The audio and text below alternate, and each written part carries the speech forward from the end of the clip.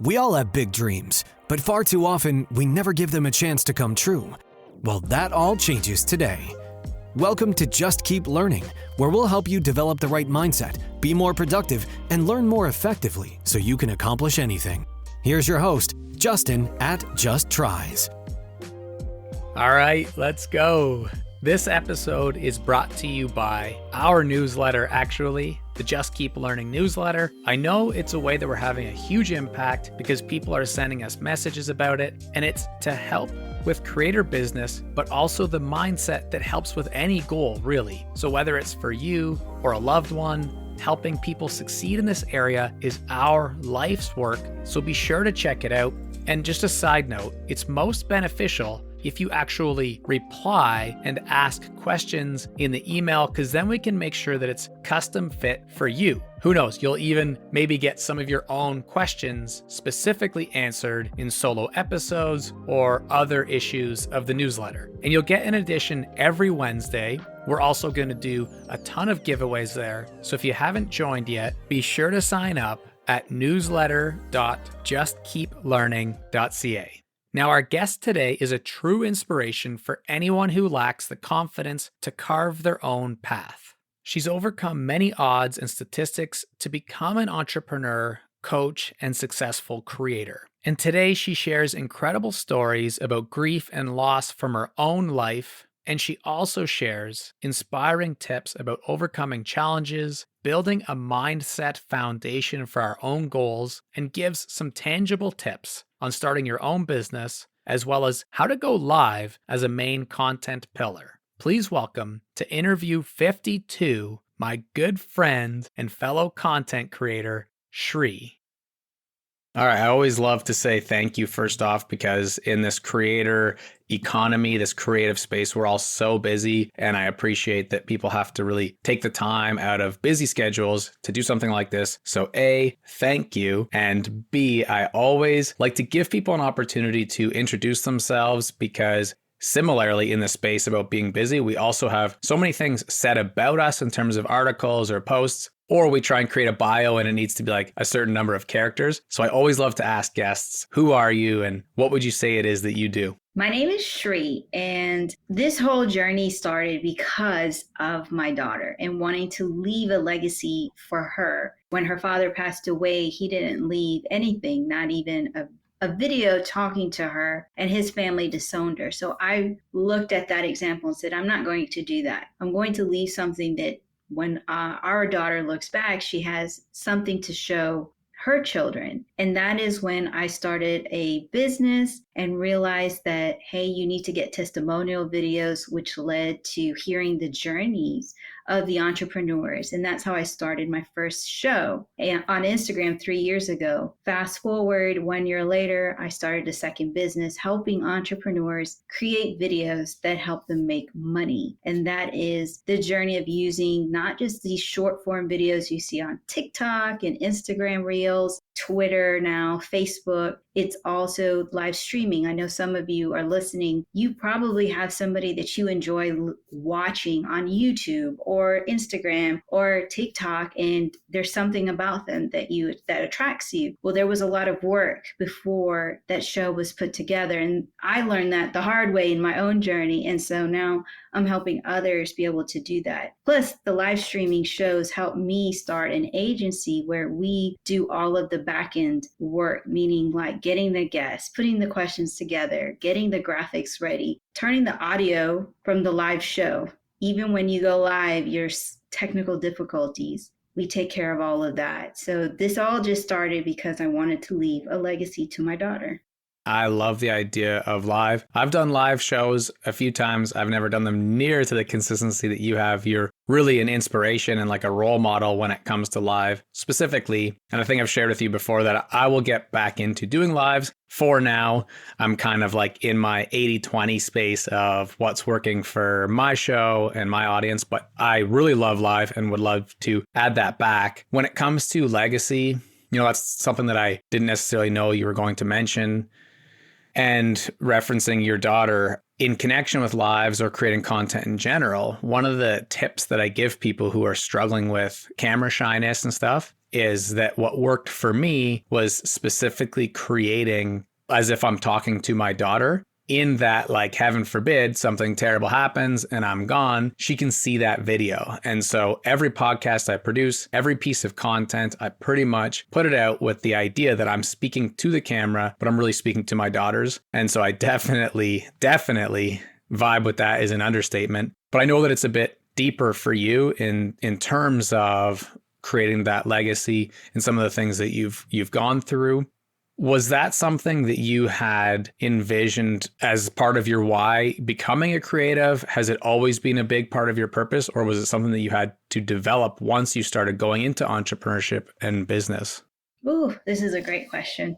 When looking back at the journey, it really was all about being selfless and how can I give to others? I loved putting entrepreneurs in a spotlight. I've always been somebody who's volunteered, and I've always gravitated toward teens. So they are teens from Children's Protective Services to Juvenile Detention Center. And my daughter being so influential in my life. So when I started these shows, it was just, how can I selflessly give back to entrepreneurs? How can I give them a spotlight to share their story and give others an opportunity to see this is out there. This is real. Like, I'm not alone in this journey. Justin, you were a guest on my show. I actually looked it up. I think you were episode 118.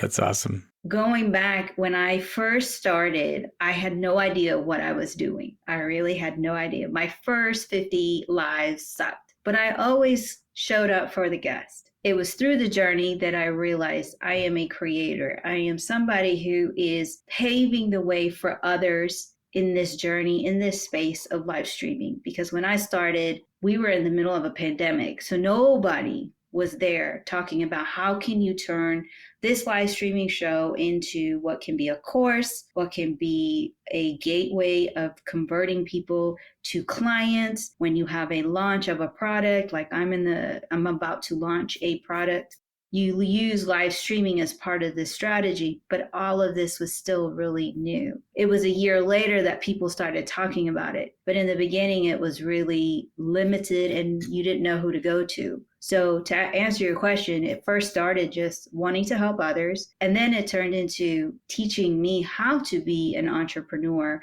How can I use this medium? And lastly, create my voice and help others be able to have a voice, because some of them were so shy to get on camera and they didn't think they had value or a voice. And by coming on the show or going through a coaching program with me, they saw their value and they realized that their voice can impact others.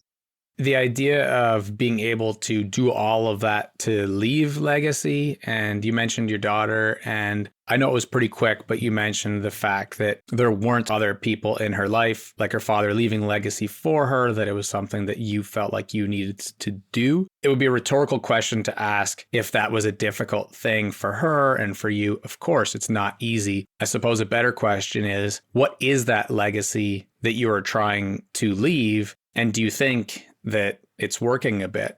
The legacy that I am trying to leave is not the one that is actually being left, which is you can create something from nothing. You don't have to have the whole roadmap. You just need to have an understanding what is it that you want to do. And my daughter has constantly looked at that journey. I've always been, even before I even started a whole business, I was always pushing myself to be better than where I was the year before. And my marker was not the New Year's, it's my birthday. Where was I the year before? Where am I today? And pushing that limit. And so starting the business was just, hey, I have really pushed myself out. And then came the journey of healing and working on my inner child and working on the traumas that I have experienced, because I didn't realize how impactful they were to me and how it was affecting even my relationship with my daughter. So when I looked at the legacy, all I was thinking about was, okay, at least she has videos that she can watch and she's learning from other entrepreneurs, which then she can learn from and use in her everyday life. But instead, she's actually seeing me go through the trenches and seeing that life is not always full of rainbows and unicorns, that it is tough times, but you can get through it. I lost my job 9 days before Christmas. So I have been an entrepreneur in this whole time, and I used my savings. And now this year, it's really about the hustle. But at the same time, if I really wanted to go back to a job, I could. But right now, what I'm making, even though it's not like millions of dollars like I would like, it's still enough to sustain because I'm learning to live with less. And I'm teaching that to my daughter because she's seeing that. So sometimes we think the legacy is one way, but really the legacy is something different. I can definitely appreciate that. And the idea of using a birthday as a marker, interestingly enough, for me, has been something that's very difficult because in the last couple of years, probably since you and I did that episode, although I can't remember timelines, to be honest, a lot of it's a blur, but I've lost both of my younger brothers. And my birthday has brought like a survivor's guilt moment to it. However, I never once thought about my birthday before. And in the last 3-4 years, I have thought about it a little bit. And I think the reason why, in like pragmatic terms, I think about it is because you always ask like, oh, okay, you're the older brother. How much older are you than your brother? And when you're born 2 years apart, that's easy to remember. And then a super weird thing happens when someone passes away is it's like, I don't know, like how much older am I than my brothers? It's not 2 years, it's the gap is increasing and it kind of feels a little bit weird. But then like, so I notice it on my birthday. At that same time, similar to what you're sharing, I've also noticed that it's taken on a lot more meaning than New Year's resolutions for sure. And I feel that same kind of energy about like reloading each year because I'm grateful that I get another year to set whatever goals, create, just be appreciative and keep moving forward, building momentum in these sorts of areas. You mentioned that it's not all rainbows and unicorns, sunshine, rainbows and unicorns, or all those kinds of sayings. And so that's why I bring that up. Of course, I don't want you to feel uncomfortable sharing things that may be a little bit too close, but you shared about the idea of dealing with your own trauma and setting that example for her, and healing, I think was another word that you used. What can you share that you've learned about being able to heal, I suppose? So the healing really was when my brother had passed away. He was murdered when he was 14 and I was 11. I found him. So then it was carrying this for a long time and realizing the impact of my daughter's life when she came in. I was 22 when I had her. So there were reckless moments and I didn't realize. I mean, I thought I was doing things that were leading me to a path of success, but I believe in God. And so I was shared that he blessed me with her, which shifted. But again, I wasn't dealing with my emotions. It was not until I became a entrepreneur that is when I had to realize the pain that I'm holding on to. This moment when I got raped, the moment of my brother molesting me, the moments of being in abusive, verbally and physically abusive relationships were because I didn't take the time to heal from my brother, and even past stories that I'm holding on to from family, mother and father. Not that I'm blaming anybody. This is just what we are going through. And then when I started to work on myself, my daughter started to see it, which then made me want to even do it more because our relationship changed. And then I was able to identify with her like, hey, even though she didn't have the same experiences as I did, but she did lose her father.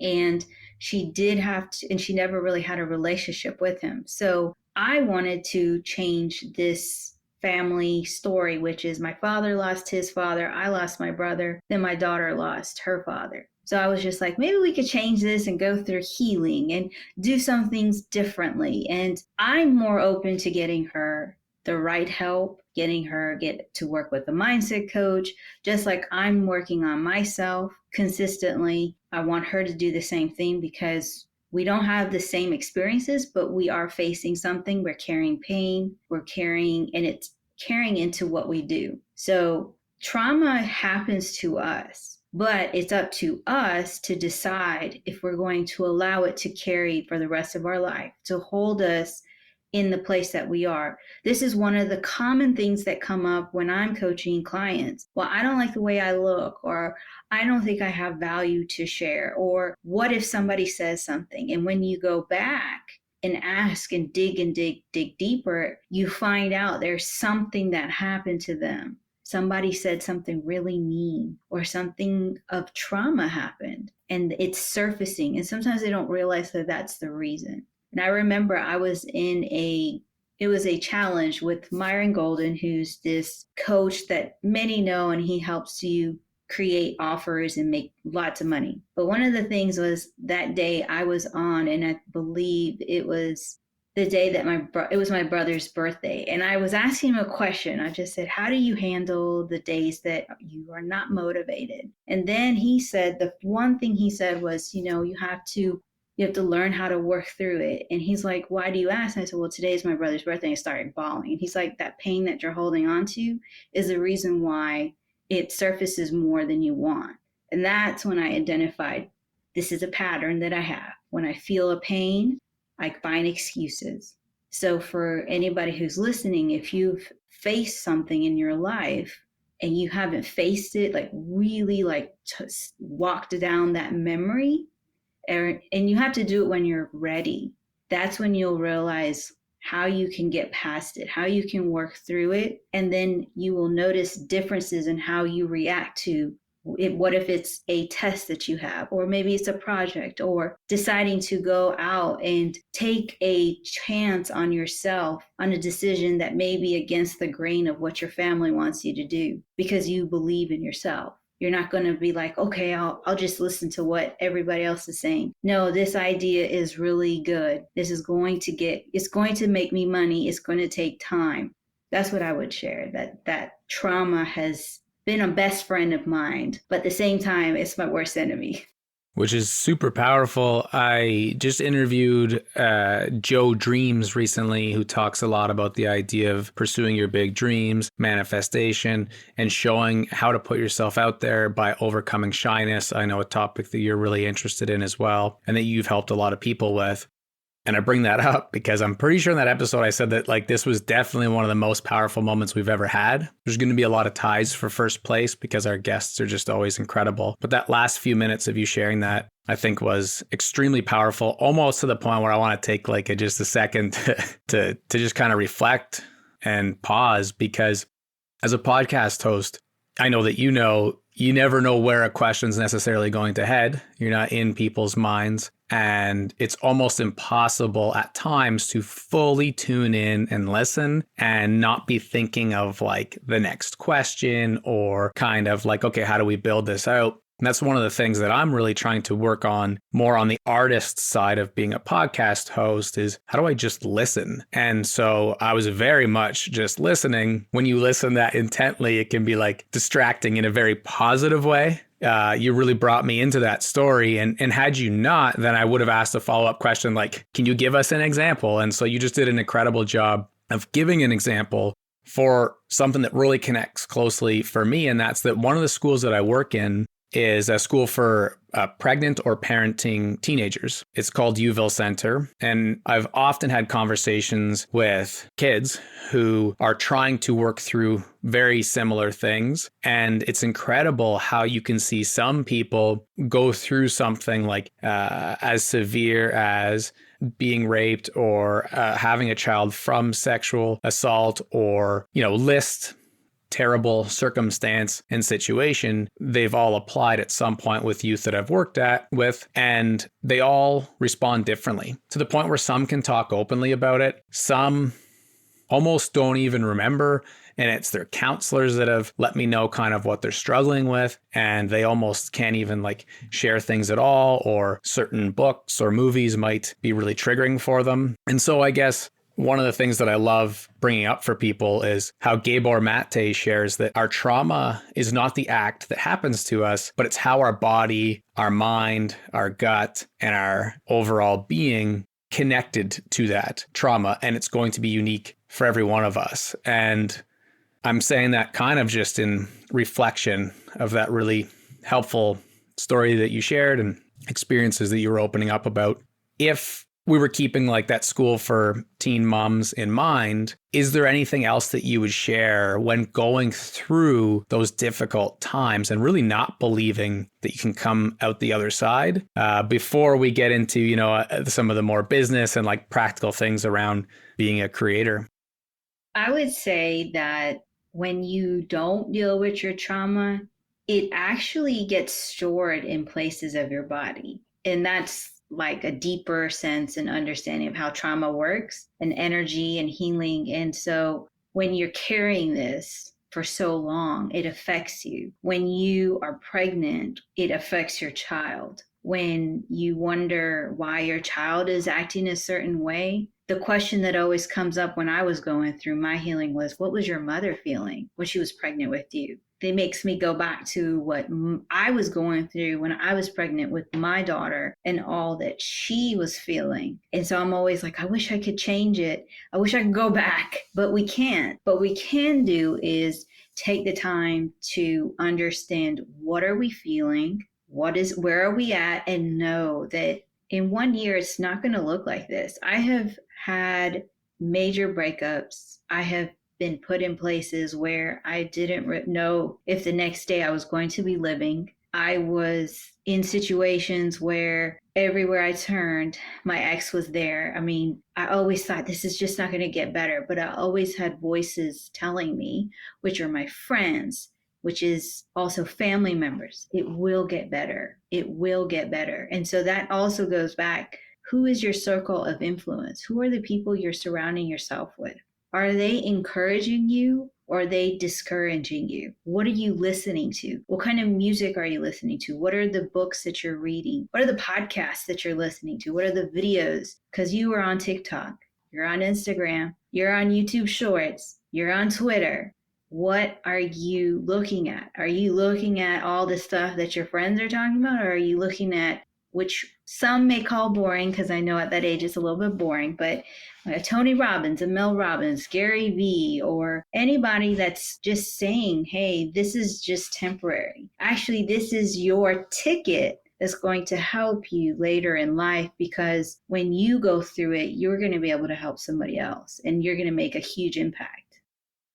That's super powerful. The idea of it being boring is the boulder that I'm pushing up the hill for now, for sure, because all of these messages are so helpful. And I do know, because I've had a lot of youth check out the show and I work with them to improve it and that kind of thing, like an author who's creating a book for teens would do. And it's fun having conversations, even if they're constructive, and saying things like, that it's weak or, soft and, whatever else. It's worth it, because over time, I do feel, I've seen it firsthand, that even kind of like you said, kind of quote unquote boring things can still connect when people are in that. I think you said earlier, like, you need to be ready. When people are ready for that type of content, it can really help. So I really appreciate you sharing those practical tips about how to kind of go through tough times, because I do feel like, of course, everyone's journey, everyone's story is their own. You brought up Child Protective Services. Our oldest was a foster kid first, and then adopted through what they call CAS here. And so there's a lot of story there. I can't remember what I did or didn't share when I was on your show, so maybe we'll have to run it back sometime. Like, maybe I told you that whole story already. It's a long one, but point being, similarly, it's like she's going to have to look back on her story and hopefully be able to choose a path that's more positive and kind of breaks the cycle of what her whole family tree, biologically speaking, was struggling with and all those kinds of things. So I really appreciate that. That's my daughter growing up, your daughter growing up, and kind of both of us leaving legacy. I'd love to touch on what it was like for you growing up. A big part of this show is that everybody learns differently, and everybody had a very different school experience, some positive, some negative. But growing up, what was learning and education like for you, and how did that shift to kind of where you are now as a learner? When I was growing up, so prior to my brother, when he was alive, I always felt I was the dumb one, because my brother was so smart, and it just took me longer to learn things. And then after he passed away, then it was the journey of just being the only child. And so I would grasp things, and some things came faster to me than others. So that part never really changed. It was really that I would know what I'm doing, but then I would also, and I'm going to admit to it, that I would half-ass things. And so it carried a lot, and it's a pattern of mine. Now I'm getting better with it. But As far as learning now, it's one of those instances where, because I'm an entrepreneur, if I don't know what I'm doing, then I'm going to get slapped with reality. So then I have to look at, okay, so the first quarter was one way, and now this quarter I'm going to spend time really understanding one thing. And what is that one thing? Or maybe two things, but I'm just going to focus, and I'm going to get so focused that by the end of this quarter, I can move to the next and the next. I don't want to have that feeling of being left behind. So for any of you who feel like, oh, I'm the dumbest person, you're actually not the dumbest person. You actually just need to understand that maybe it might take you longer, but also understand that you don't always have to know everything. It's okay. It's okay to ask for help. It's okay to be in a room and be the smartest one on one topic, and then there's somebody else who's much smarter in another topic. And then together, you come together and you have this amazing union and this amazing project or this amazing business idea, because kids can start business. I know a few millionaires who are teenagers, but the same token, it's taught, and it felt like even my daughter would say sometimes, so many people want to know everything. I'm like, no, you don't need to know everything. You just need to know one thing and be really good at it, and then know how to network so you can connect with the people who know what they do. So when the opportunity comes, you know how to say, yeah, I have a team. I have people who can help you with this. But you are not doing all the work. You have your team, and it's learning to manage your team. So that's like a bigger perspective, but to give you, just to go back to, don't ever say that you're stupid or dumb. Just go back and tell yourself, it just takes a little bit longer for you. And if you still have questions, there is YouTube. There's so much content out there that breaks it down that you can learn it.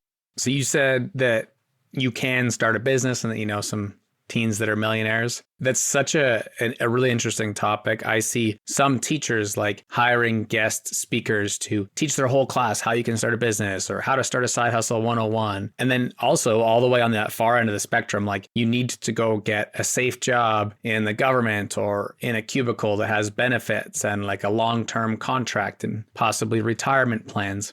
Where do you lie on, let's say a family member were coming to you, they're a teenager themselves, and they wanted to get some support about like, hey, I see you starting a business. Like, can you teach me how to start a business? Where do you lie in terms of telling them if it's a good idea or not? And I suppose like the classic thing that comes up next is that debate around, do we need college or university anymore? And those kinds of questions. So if I had a family member come to me, I actually would be open to it. And so I would help them understand, well, first, let's start with your mindset. Your mind is going to play a huge role in this process. So if you can't put your mind in check, you might need to put some work into that. That's like that's something that doesn't get talked about, because you can talk yourself out of putting a post about a launch, putting yourself out of going live, putting yourself not doing a video. So that would be the first thing. Then the second thing would be, let's look at how would this work? Why would someone want to purchase this? Why would they want to give you their hard-earned money? You have to understand the why. And then it's really diving deep into what it is that you want to provide to people. How would you go about? Where would you put yourself to market? How to go about networking? So there's a long line. Then I would also say, have you ever worked for somebody who's done the same thing or similar? Because if we look at some of the biggest entrepreneurs that are out there, at one point they did work for somebody and said, this is not what I want to do. So they did see something. So they learned how processes and systems are put together. No matter if you work for somebody or you don't, a business is based on systems and processes, and you have to learn how to be a leader. So you see that when you work for somebody or when you're starting. Even if you listen to Gary Vee, he will say, if you want to learn how to become a pastor of a church, you need to volunteer at that church. And you figure out, you might even have to sleep on their couch, but you go from the bottom and you go to the top, and you understand how everything works before you start that. Now, you might have this idea as you are doing it that is not being done. That's why when you start your business, you already found your pain points. We never think about that because we're always like, I want to start this business. I want to start this business. But we never think about when we work for somebody, you actually get to see and have access to so much. And also, it is an opportunity for you to maybe take hold and create a company-wide experience that the company,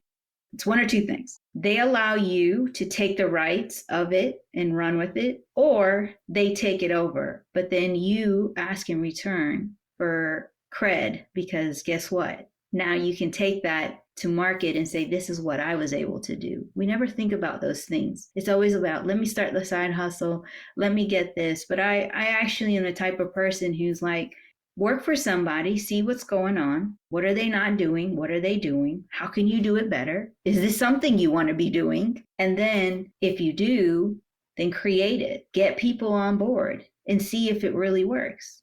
And then as far as college, I say that college is not for everybody, but college is for somebody. And if you have a certain profession, you have to go to college. Like if you want to be a doctor or a lawyer, even an accountant. And then if you don't want to do that route, there are certifications. Take the time to learn, get dirty, do volunteer work, get internships. Like understand if this is what you want. You're still really young. You still have the rest of your life. And so it's hard to see like 10 years from now, 5 years from now, whenever I volunteer with the teens at CPS or JDC, Children's Protective Services or Juvenile Detention Center, I always ask them the question, where do you see yourself in 5 years? Because right now you may be 11 to 17, but in 5 years, you're not that same age. Now think about 10 years. And I've been volunteering there for so long that I actually see some of these kids on the street. And it breaks my heart to see that they're living homeless or they're prostitutes or they're crackheads because they live the same life over and over again because they couldn't vision what 1 year would look like, 5 years would look like, 10 years would look like, because you are going to be an adult for the rest of your life. You're a child living an adult life. Like, so at 18, you start to have to make decisions. And it's weird why we put that pressure. But at the same time, you have to also think in 5 years, life is going to be different. Like think about you, Justin, like in even just the time frame we met, how much has happened and grown for us. When we met, I was working a job and now I don't. And then you had siblings, at least I think you had one or two, and now you don't. So there's like so much can happen, but we never think like that, especially in our teens and early 20s. And I see people stressing about the idea of maybe they don't like the grocery store they're working in right now and they're worried about where they'll be in like 6 months from now. And I'm like, yo, just chill. It's okay. You're 16. It's not the end of the world. But in the moment, for sure, I, of course, don't just say it like that always, depending on the trust I have with youth, because in that moment, that's their pain, their suffering. They can't really see anything else. And I can really remember what it was like when I hated jobs and the extreme anxiety that it would give me. Like I'd be waking up in the middle of the night because I didn't want to go to work the next day and stuff like that. So I try and be sensitive and compassionate, but at the same time, with some helicopter view and a whole lot of hindsight, I know that it's really not a big deal, but it can be hard for them to wrap their minds around the real possibilities for their future.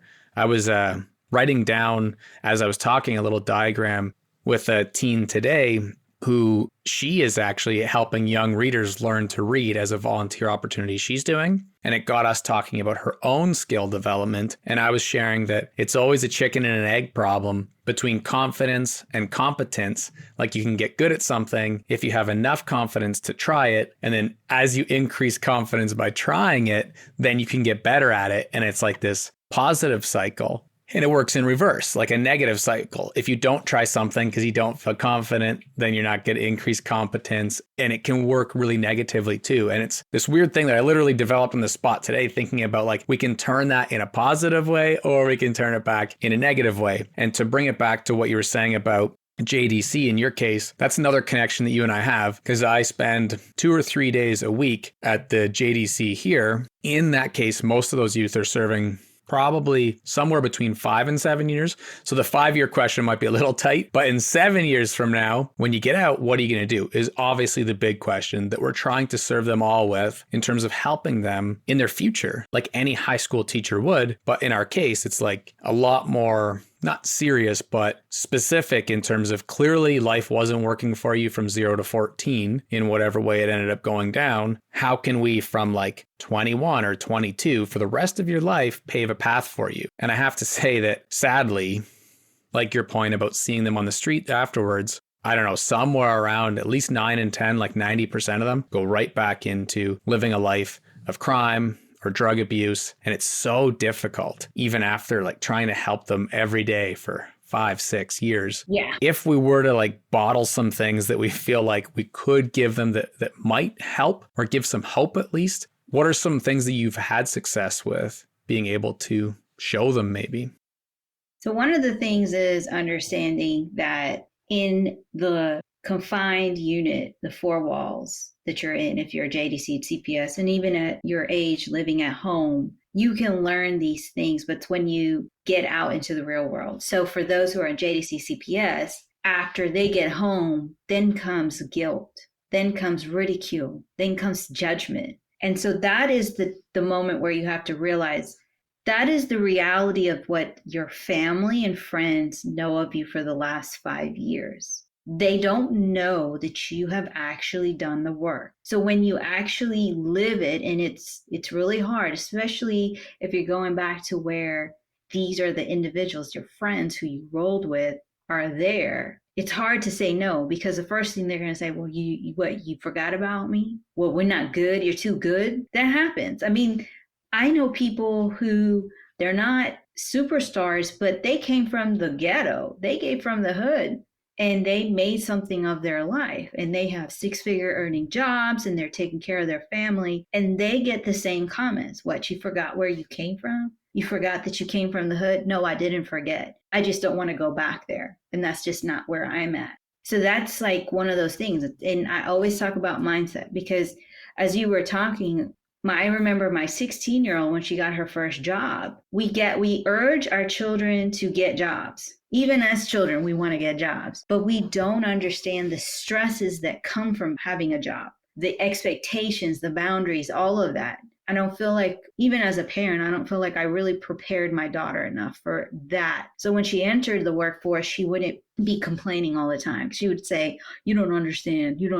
And we're like, we do understand. It was a lot worse for us. But for those who are listening, first thing is understand that you were known for one thing, but then when you actually, it takes time, because even myself, my mom still brings up stuff that I did when I was 16, and I'm way older than that. And I'm not even the same person I was 3 years ago. So that it's just that when people outside of your family see you, they see the new you, but it's the people who you rolled with before, they see the old you. And I have that still. Like, there are people in my Facebook community or Facebook, and these are people I've known for decades, yet they never like any of my posts, never acknowledge my existence. And then they see me in public and say, oh my God, I'm such a big fan of you. Really? Because you never say anything to me. You don't show any support. So don't worry about everybody who's around you. Worry about what is it that you want in your life. If you want to continue and live in jail and deal with the system and be told what time to wake up, what time to get up, keep doing what you're doing. But if you want to see what you can do, what the gifts you have, then try something new and understand ridicule is going to come. Being alone is going to come, but you're going to have so much more sweeter nights, sweeter successes to celebrate. I mean, Justin, when you and I met, it was 118. I'm now up to 200 plus shows for one live show. I have 2 other shows, and combine it all, there's 300 episodes, and now have an agency. Like, I've helped other people. So it has not been easy. I have lost friends, even friends I've had for years, but I've gained so much more. So I don't look at what I lost, I look at what I've gained. Yeah, it's crazy. We've both done over 100 episodes since that time, basically in a couple of years, and definitely goes quick. It's pretty incredible, the connections that we can make. Yeah. Speaking of which, I did an interview just yesterday, and we kind of joked, I can't remember, I think in the episode, that one of the titles needs to be something like fear, judgment, guilt. And in that case, we had regret as well, I think. You just said 3 of those 4 things, and it's just such a powerful thing that I really didn't understand until just a few years back about how powerful those are for the negative aspect of our minds. And I suppose, like any distribution of energy, it's neither created nor destroyed. So I suppose, like anger or sadness, we could channel it into our poetry or channel it into our content, our speaking, our podcasting, whatever it is. But definitely at first, it's a very negative thing. And I do feel like that's why so many people end up in a vicious cycle of abusive relationships, food, any addiction, and so back-to-back episodes where that's a really powerful 3 things that the guest brought up, not prompted or planned or anything like that. Well, then that must be a program you need to come up with for your teams or something, because I really feel deep down we don't prepare our teens, our children, for what they're to face in the world. Even though social media is there, that's even changing certain things. But I'm just saying the work is not going to change, like the politics, the favoritism, that's not going to change. The toxic environments, that's not going to change unless we change. So why don't we prepare ourselves? How do you handle it? How do you let go and know that it's not about you, it's them? Unless you are the person bringing it in, then why are you bringing it in? Why are you acting this way? Yeah. And so along those lines, I mean, if we kind of put them all into a little box of overcoming fear, how did you, or how do you suggest others do overcome some of those things? Like if we were to create a program and brainstorm right now, what are some ways that you can overcome those things to, like you said, better prepare our kids to go into the workplace? So fear is really based on a story that you're holding on to. Somebody at some point said something to you or taught you, this is what we do. For example, for me, I was taught that I had to go to college and get a job and work at a job for many years. And I've not done that. And even when I decided to not get a job after I got laid off, it was weird for my mom. For a whole year, she was really upset. But I held strong because I knew I was doing something. I had results every month. It was not easy, especially since I have a daughter, but she was in a place where she didn't really need my help. My parents didn't really need my help. So when I look at this, fear is always there. It's always going to be there. It's just your choice to either have fear be the driver or say, you know what, thank you for being here. I have you next to me. You help me see things that I'm not aware of, but at the same time, you're not going to take over. And that is something that took me a long time, because even now, sometimes I have it surface and I have to say, hey, thanks for visiting. I really appreciate you being here. And this is a whole conversation I'm having with fear in my head. And we're laughing, having drinks with water or juice or lunch, because I refuse to let fear take over. And that's just how I have learned to develop this relationship. And it takes time to get there, but you always have to ask yourself, why? Why is it there? Write it down. Turn those statements around. Well, I'm afraid nobody's going to buy my program. Turn around and say, I know somebody's going to buy my program. Nobody's going to pay attention. I know one person's going to pay attention. When you flip it, then it looks differently. Yeah, hold the mirror up to that situation. The idea that we're different people and that we change into and evolve into that, you shared, I think you said we're different than we are 3 years ago. In my case, I've started to realize that like within 3 days, I'm like, man, I'm so much different than I was last week. And I feel like maybe it's just something that exponentially changes, or the rate of change depends on what's going on with our decision making or like what we're currently into. Maybe it's just how my brain works, but I do think that that's refreshing, because some people look at that huge mountain instead of the first step and think like, oh, this is going to take, 6 months, 6 years, 26 years, and not realizing that we can change so much relatively quickly. When you talked about flipping those statements around, you said, why? And so it made me think of the concept of, the book Start With Why, and kind of those classic questions of like why you do what you do. You shared at the top the idea of building legacy for your daughter, and I'm sure for anyone you're creating for in your audience like myself. But if you were to build that out into a sentence, do you have your own driving mission statement type thing when it comes to your why? I actually don't. And I know that I've been asked this several times, but but I always go back to this. My why is to make an impact to at least one person. And besides my daughter, there's somebody else that I know I can make an impact on. And what do you think that impact would be? That impact would be that they are capable and able to do things that they never thought they could. So if it's getting on camera, they can do it. If it's going live and having a live streaming show, it's possible. Just 2 weeks ago, I was there for somebody. She didn't deal well with death, but I was able to get her to stay until it was even to have lunch. And then I heard from her husband, who was like, she's the reason why I stayed. And all I did was just talk to her. I didn't talk about her fears or anything. I did ask in between, like, what was, she wanted to leave. And I asked, why would you want to leave? I mean, I just talked to her, and it turned out to be the reason why she stayed the whole time.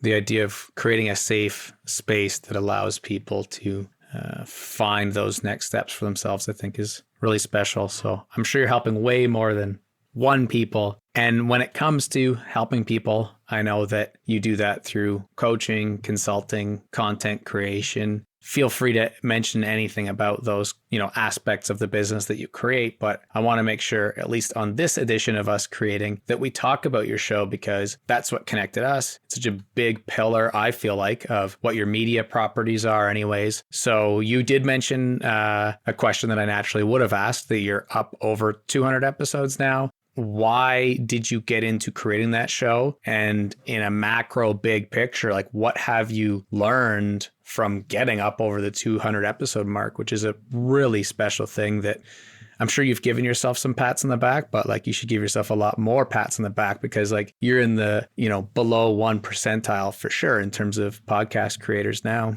See, and that's the thing I don't see. When I look at other creators who are in the same position, they're so much bigger. And I'm over here like, I don't think I'm doing that much. But for one show, which I started, is called Journey of an Entrepreneur. And it was because I wanted to build visibility to my business during the time of the pandemic. I only had 97 followers on Instagram. And I was like, how do I get people to know what I do? And I saw Gary Vee, Lewis Howes, Jay Shetty, and even Jessica Alba going live. And I was like, okay, I know I can do this. And then I saw my friend going live with a guest, and I was like, I know this girl because I prayed with her. And so let me call her.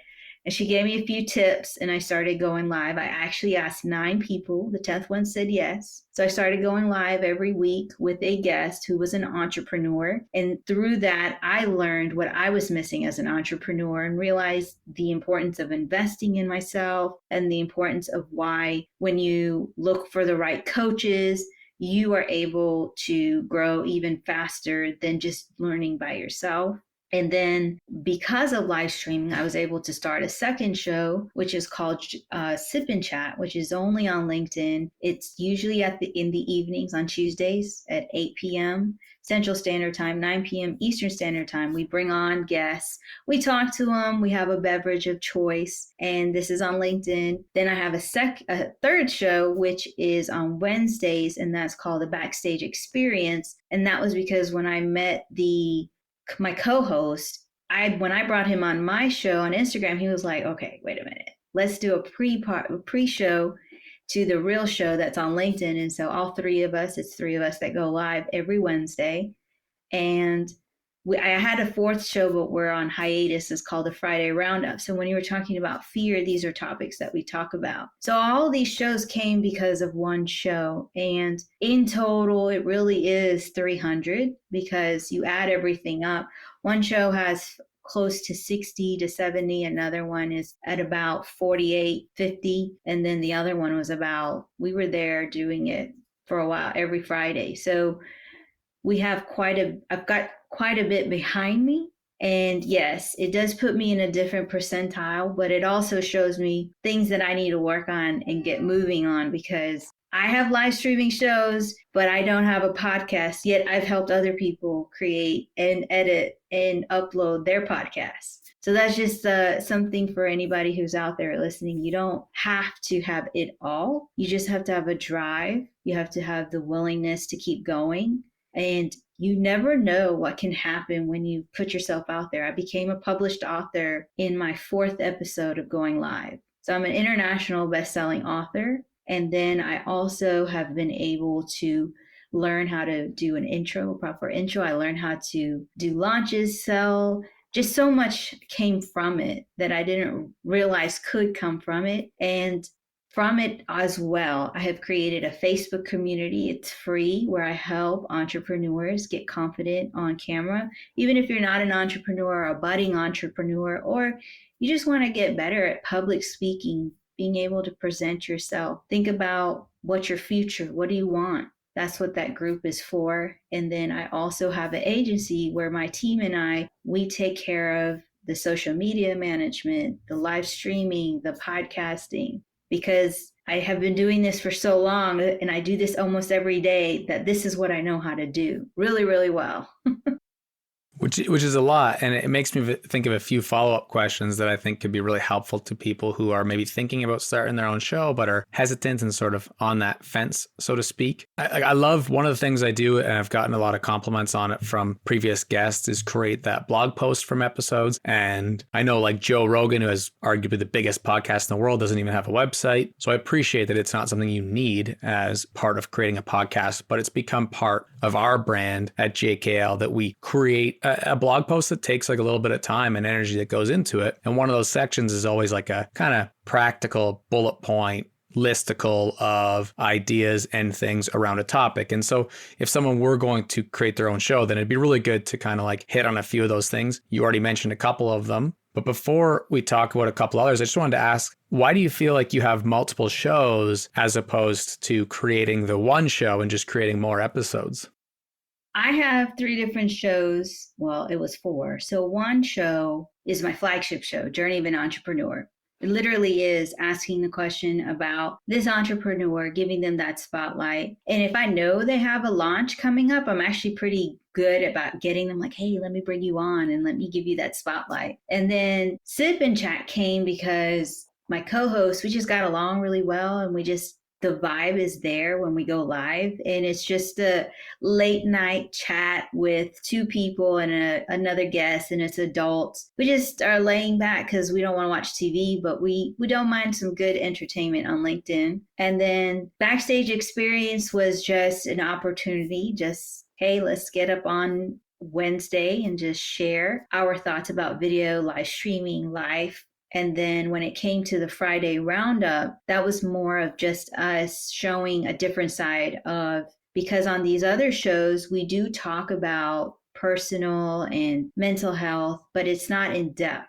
While Friday roundup is a whole different vibe where we get deep into it. We talk about fear and what is fear and how do you overcome fear? And even just when you have somebody who's judging you, and how do you deal with a relationship like that? Because sometimes it might be your mother, your brother, your sister. How do you deal with that? So that's why I have these different shows. It's to show I'm still the same person, but you see me in different lights. Now, you don't have to do that. You don't have to be like that. But for what I do and who I am, I have different types of individuals who come to me. So I need to be able to help them. Somebody will come to me about TikTok. Somebody will come to me about Instagram. Somebody will come to me about Facebook. Somebody will always come for LinkedIn because I'm bigger on LinkedIn. But if you decide that you want to get into live streaming, you want to do podcasting, you want to be a strategist, you have to do it yourself. And when you do it yourself, you have to understand why. Always think about the why. What's in it for the other person who's listening to that episode? What are they going to get from it? Then there's what are topics that you could talk about? So what are you getting asked about? If you're not sure, then start asking people questions. What would you like to hear more about? What if I were to do this and that? And really take time to market research. And once you have everything, you will know what you can do. This is for the person who's thinking about, well, I don't know what to start with. And the person that does, you can do polls, you can create content, and based on the videos and the static posts, these are carousels or pictures, that will tell you what you should expand on. So if you did a 30-second video on 3 tips on how to edit a video and it's blowing up, that means that you should do a longer form content, which is a live video or a video you upload to YouTube going deeper into it. What did you do? How did you get there? And don't think about, well, there's so many people out who are talking about that. What's different is your experience. You learned to do something. There may be somebody else who feels the same way that you did and it becomes like a community starts growing from it. So I will share that because everybody has talked about mental health, but nobody has talked about your experience with mental health because you're the only person that lived with it. I know that you're a fan of going live, and so am I, even though this particular show at this given snapshot in time is not a live show.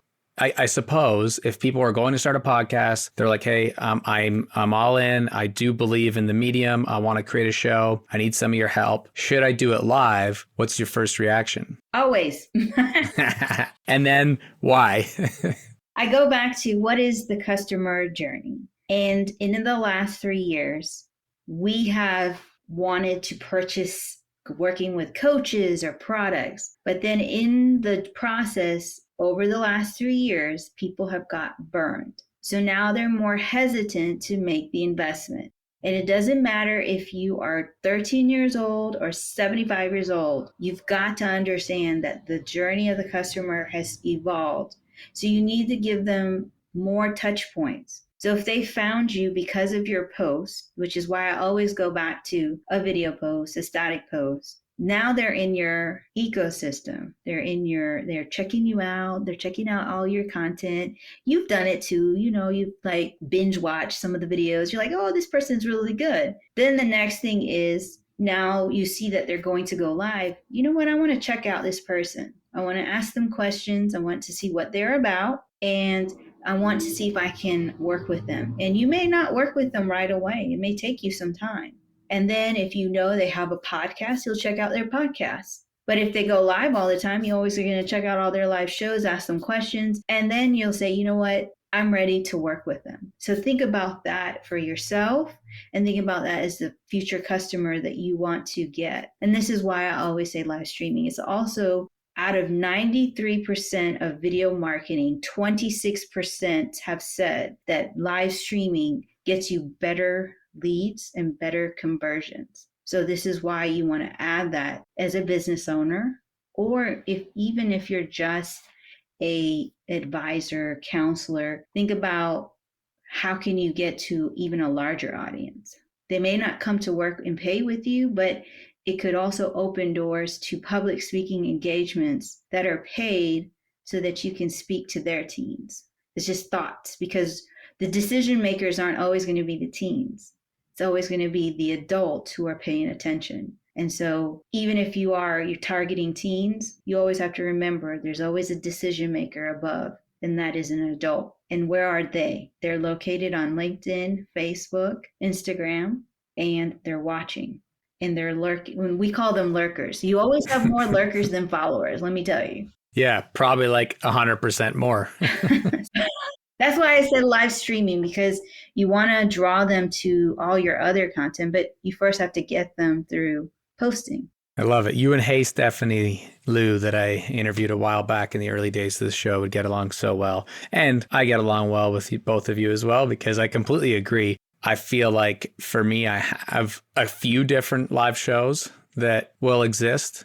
Yeah. And one of them is basically once I can be a little more full-time as a content creator, I'd love to go live at the same time, kind of mid to late morning, where like on average school would be in session and teachers could be using that, or homeschool could be using that live teaching, and just go live for like an hour every day, like I said, at a reasonable time. I don't know if it'd be 11 a.m. I have to think about it a tiny bit, but just creating a live show in that moment that's kind of like a teacher being on screen teaching, similar to, you mentioned Gary Vee 3 times, like T with V kind of concept for a little bit of segment, but building it into a show, 45 minutes, an hour, whatever, coming up with a thing that's during the school day. So teachers and parents could have people tune in that's just bringing value, probably in the world of like content creation and entrepreneurship, whatever. Maybe I'll come to you for consulting advice when the time is right, but I'm excited to do that someday. And I understand that there's like, well, you start it now is like a natural thought, and it's not a vulnerability or growth mindset thing. It's like, I know the time will be right when the time is right to do that one. But for many others, there'd be a lot of things holding them back that aren't planned. So what are the most common barriers that you think hold people back from starting something that clearly you're so excited about? And how do they overcome some of those challenges? Well, one is commitment. Can you commit to the time and day? Can you commit and just show up once a week and have it ready? Then there's other things that happen, technology failure or not having the right setup. You may not be able to see it, but I didn't always have the setup I have now. I use boxes.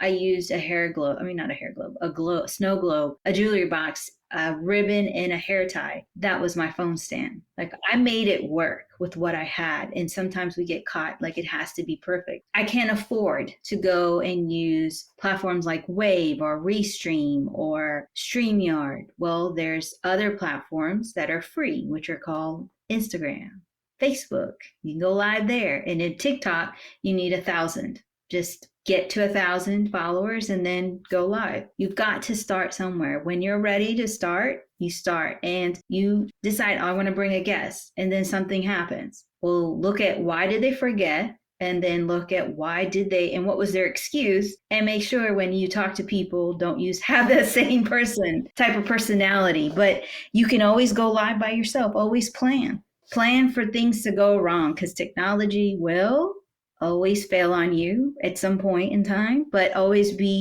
have grace with yourself and just be like, okay, it happened. No big deal. Keep on moving. Nobody cares. Like, it's just one of those moments. We as people have gotten used to, okay, there's glitchy, they're this, they're that. As long as people can hear you clearly, it doesn't matter how the video looks. Really big tip, because we're always worried about the camera and everything, but many times you don't know how Wi-Fi or what is going on around you. It's the audio that's really important. I feel like this is definitely one of those topics that was so worth going deep into other topics first, because it just created like an incredible episode. At the same time, we could talk about these things for hours and definitely do an entire episode dedicated to this topic. So I'll just kind of ask one more pretty big question, and you feel free to run with it as far as you'd like. But I do know that naturally, having done this a couple times, you pull a few of those main points and it's really helpful. And then people get into questions around branding, marketing, and being able to monetize, or like, how the heck do I go full time someday? Like that kind of, how do you get people to actually listen? How do you share your show? How do you brand it? And if we were to be able to make money off of something like this, what would be the path to doing that? When and you're probably going to get tired of me saying this, when you know your why, then it's easy to build off of it. So now you have this show, and you have to understand the first 3 years of a podcast or show, it's just not going to make as much money as you would like. However, you can make money. And there are strategies and ways that even I share to my clients, that the sale actually happens before the live show. So there's a lot of things that happen. The person has to go through your content, has to have some conversation with you in the DMs. And then there's them believing that what you have to offer is going to work for them. They have to believe.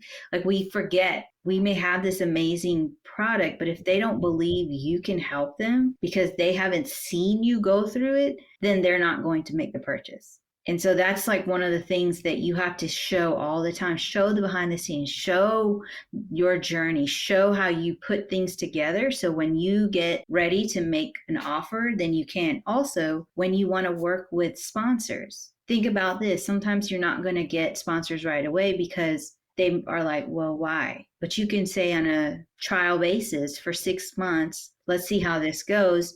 Use that data so that you can go and approach other people, because many people want to, at the end of the day, they want to make money. So if you don't have results, or you don't have a way to show them that they can make money, they're not going to invest. Or they'll get mad and say, well, I don't see my investment. It takes a little bit of work before the belief comes. I saw this in a reel on Instagram, and I'll probably see it many more times, but you got to put in the work. So you got to do sometimes some free work before you get paid, but you can get paid. I remember it was 7 months I was going live, and somebody reached out to me and said, I will pay you for your time to help me understand what I should look for when I had a VA business. That's 6 months. And then when I actually started my business, it was a year and a month later before I started making recurring income. I feel like for a lot of people, they don't necessarily believe that they're going to be able to, actually see those things come true. Like what, again, brings it full circle, because we talked about that a little bit early on, that people see other people doing it. You mentioned comparing yourself to others, but they don't necessarily believe that they can be the person who ends up monetizing their show in that way. I know I gave you like a massive beast of a question, because I just like naturally, I know that we're going to have to wrap here in a second. And I just wanted to make sure that you didn't leave anything out that would help people. And one thing that I mentioned too was the idea of like branding the show, and something that you're really strong at. So what would be something that you would tell people to do when they're thinking about branding or marketing the show too? So when you think about your branding, the branding is understanding that branding is more about what people think about you. So what are you, if you are going to be somebody as a source for providing really good information or news, be that source and be credible. Don't allow somebody to come in and tarnish that. And branding is also, how do you show up it's not just the logos or the colors. It's all of that combined. I don't have a logo yet, but I do have I know my coloring, my branding kit. And then the marketing is just, again, you've got to promote yourself. Nobody else is going to. You got to put yourself out there. So you've got to do your posts, do your videos, understand what is the strategy? Where are you taking this person? If they're coming into your orbit, how are you introducing the topics, and what are you going to be sharing? How are you leading them to your live show or your podcast? And the same time, go live by yourself. And this is where you can practice the offer. Alex Harmazi says you will be making an offer 100 times before you start making money on that one offer. Just don't start. Don't stop. So the people that you see are making money is because they have not been afraid to make the offer. And I'm one of them. I did not care. Even now, I don't make money on on the same offer I've been offering for a while. It doesn't bother me, because what has happened is I tweak it and I learn and I grow. So same thing with your marketing. You'll notice, hey, if I put it in the stories on Instagram 2 hours before, if I put a post about it, now I'm getting more people in. But what if I add getting into their DMs and inviting them? Or what if I add, I'm pretty big on Twitter. What if I add that I have a show coming up? Like, think outside of the box, and where are they coming from and drawing to? So that's the part of marketing that we don't always talk about. We always think it's one platform. Actually, you can use multiple platforms to draw people to where you want them to go. I love how personalized that is. And that's why you're such a great coach, I'm sure, because you can, like, as you mentioned, Twitter, like go to where the people are and help them kind of create solutions for this marketing problem, which is really awesome. But we do borrow from others. And before I tackle the theme rapid fire questions, I know you mentioned Gary Vee a couple of times. You've mentioned Alex Hormozi and Jay Shetty. If there were any other resources or people who have inspired you or motivated you as kind of those heroes or mentors, who are some other people that you would maybe mention? I would say they are Kizzy Parks. She does help people get government contracts. Then there is Robert Berry. There is my creative director, and he is John Bellins. And there is Sonal Bhaskaran. She's on LinkedIn. There's Alec and Robbie from the CEO Sphere. There's Sun Yi that I go to. I'm in his storytelling group. And there's so many, but these are people. Some of them are really well known and some of them are not. But they all are a circle of influence. They're all really what helped me. There's even Twan and Corey, and a client of mine, the sales ninja, Jay Lee. There's Lefty, video with Lefty, I think that's what his name. But these are just people that I actually listen and watch their content. They're doing well in their industry. Nasheen, she helps people like C-suite, so that means CEOs, executives, directors, get confident on camera to speak, and they give such good tips. And of course, they're not the Gary V's. They're not the, I guess, I can't think of all of the really famous people that everybody listens to because I'm not always listening to them. I'm actually listening to, like, looking at the content of my friends. And then there's people that I don't know their names off the mind. It happens. But I watch their content all the time. I'm always reading books. Lily Singh comes to mind because I'm reading her book, How to Be a Triangle. So these are just several. David Goggins, I read his book. It was really good. Never finished. That means, like, don't allow your circumstances. You could be hurt, but you can still keep going and fighting. Or Tim Grover. He used to be the coach for Kobe Bryant, Michael Jordan, all of these superstars, and his whole attitude of winning doesn't care for you or I. Winning goes to the person who put in the work. That's the truth, with so much other context and nuance. But all that I really appreciate, because that's definitely kind of how I feel about the idea of just keep learning, especially the Goggins reference. And I appreciate that you pointed out that everyone you listed off, I've never seen anyone list that many people that quickly, which was really special and cool how you're able to pay tribute to them and give them that quick, send them their flowers quickly like that, because a lot of people do just mention Gary Vee and Oprah. And it's like, okay, that is awesome. Of course, I'd love to know why you love those people, or we can kind of pull quotables from them. But the fact that you took it another direction was, I think, shows your character. In terms of the theme questions, the first one that I always ask is, if you were to have to, of all this wisdom that we've talked about and all the knowledge that you have, if you were leaving legacy through one piece of advice for the next generation, what would that one thing be? Step out of your comfort zone. Just get out of it, because you don't grow there. I can't really drop this style of mic, but neither can you, but that's definitely a good one. One thing that you were learning, it could be completely off topic from entrepreneurship, podcasting, going live, but maybe it is part of it. I know you referenced earlier that you quarter over quarter try and have one or two things to focus on, but maybe something completely random too. Either way, something that you are stepping outside your comfort zone to learn about right now. It's really getting comfortable with the fact that at my age, I'm not going to get in the shape that I would like, but I'm understanding that at this age, I'm 43, that how I eat, what I eat really will affect my body. So that has nothing to do with entrepreneurship. It's all about, because part of entrepreneurship, part of success is your sleep, your thoughts, what you eat, exercise, movement, all of these things play a role. And so just like anybody else, when you get upset, what is it that you go to? I tend to go to food and like sweets. I'm trying to teach myself to focus more on eating nutritious and being cognizant of what I'm putting into my body, and trying to drink more water. Like, that's a struggle bus.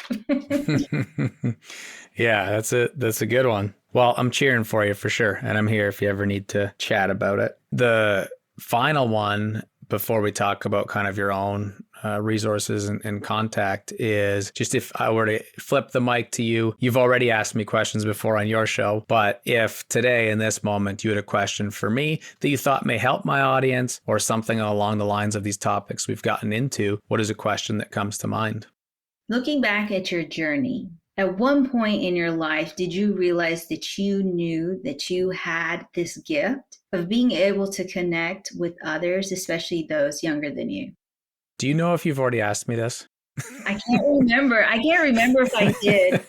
The reason I ask is because it'd be so cool to compare. No, it's because of storytelling and learning that our life, in our instances, every experience, you connect the dots, lead us to where we are today. That's special. It may be a lot more powerful and concise than I can do in terms of replying right now on the spot, but I feel like the short answer is definitely no.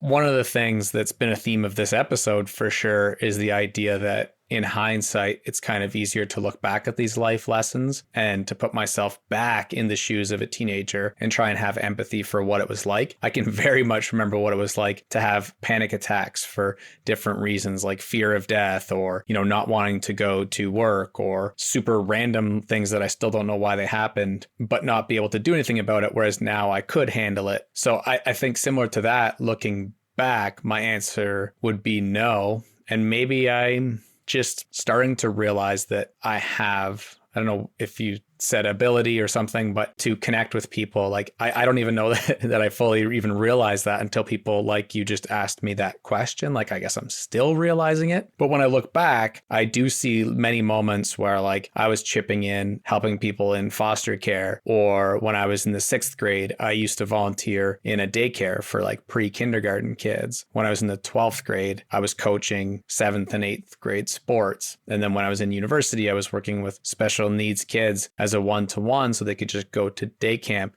And all those times existed. People would, kind of make comments about like how there's like, dog whisperers or those different kinds of brands being like a teen whisperer kind of thing. Once I got into adulthood, where a lot of youth that they thought nobody would be able to get calm down or like connect with, all of a sudden I could connect with. So looking back, there's like evidence that I could be like a life detective on and be appreciative, I guess. But in building any of our own confidence, I think a lot of us, like, I don't feel like that I ever really knew that, to answer the question truthfully. But I do appreciate that it exists, I suppose. Well, this would be a great exercise for you to start jotting down in writing, because I didn't know until I was asked that question earlier this year that it has become something that it's like every time I talk to somebody, I'm like, oh my gosh. For example, when I was younger, I always would role play and pretend I had a show. Always. Because I loved Full House. So I'd always pretend that I was doing that opening. Guess what I'm doing now? I have my own show. So that's just something that when you piece everything together and you start to do, and sometimes things come up that you didn't even remember. You're like, oh my God, I remember now. Like that happened a few weeks ago. Somebody talked about, I pretended that I had a show when I was younger, and it hit me. And I was like, I did the same thing. Yeah. And one thing that you're really strong at for sure is networking, doing outreach to people. That's something we didn't really touch on too much, but again, could be an entire episode in and of itself. The ability to, how do you get your first guest if you want to create an interview show? But you do have a great skill set in that way. So first off, thank you, because we wouldn't have been connected otherwise. And yeah, definitely a pat on the back for you that way. I just appreciate being able to create like this with you and at the same time bringing value to others. That's what's super cool. Yeah. So the last theme question is always why, and then where would people find you online? Why you would want to find me online is because either you're looking for ways to get started on live streaming or podcasting, or to get confident on camera. You are thinking about what kind of businesses are out there. If you check out my live streaming shows, all 3 of them, then you would be able to be introduced to different industries that are out there. The other reason to reach out to me is because you want a place to be able to go live or share a video and not worry about trolls or harsh comments, because in my free Facebook community, I don't allow that. The first thing that will happen is you'll get kicked out because I don't encourage it. And then if you are someone who's listening to this and you have the desire to start a live streaming show, but no time, and you don't even have time for your social media, and you would like to hire a team, my team and I can take care of all of that. Awesome. And where do people go to find that? You can find me on LinkedIn. You can find me on Twitter. You can find me on TikTok, Instagram, Facebook. As Shri, or I know Next Level. Well, so Instagram, it's Next Lev Consulting _Shri. It's a little weird. But on LinkedIn, I'm Shri Mahabir. And on Twitter, I'm Mahabir Shri. And on TikTok, I'm my name. And Facebook, I'm my name. But if you find one, you'll get my link tree and you can find all. Awesome. And I was just going to say that obviously I'll link them all in the show notes and on the blog post anyways. So people will be able to find you if they're going down that step of getting into the actual apps and then kind of following that link tree. So Aside from that, I know that this is one of those things where it's like we could do as hundreds of episodes to exaggerate. And so to wrap this one, I just want to say thank you so much for taking the time. You're doing great things. And I just can't wait to see all the other great things that you get up to in terms of helping people, which is such a huge part, not just your brand, but your own mission and why. So thank you. Thank you for having me on. Of course. All right, JKL listeners, thank you so much for being here. I know I say it every episode, but it really, really, really means a lot. It's not easy to build podcasts, and I believe greatly in having the courage to speak our own goals out into the universe. One of my challenging goals, as we probably all well know, is to help millions of people achieve their own dreams through this show. So please do continue to pass it along. And if you haven't joined the newsletter yet, be sure to sign up at newsletter.justkeeplearning.ca. The newsletter is a space where I'm really putting a ton of time into making sure that it helps you a ton, shared every Wednesday with a tip, resources, and a mini essay on how to succeed in a creator business. I also shout out a fellow creator. Maybe it could be you, someone who's just getting started, or someone who's well on their way that I've learned from in the past. But definitely check out the newsletter. And thank you to our guest, Shri. I feel like a lot of people would be tied, but no one would be better than her when it comes to setting an example of building a creator business the right way, especially when some of the odds are stacked against us. As always, we love getting your DMs and comments about the show. If you have any input on guests or topics, please don't be shy. Just let us know. Until the next episode, all the best. And remember, just keep learning. You're one step closer to making your big dreams come true, but there's plenty more where that came from. Be sure to subscribe to the podcast so you never miss an episode, and if you know anyone who might love the show, send them a link. We'll see you next time on Just Keep Learning with Justin at Just Tries.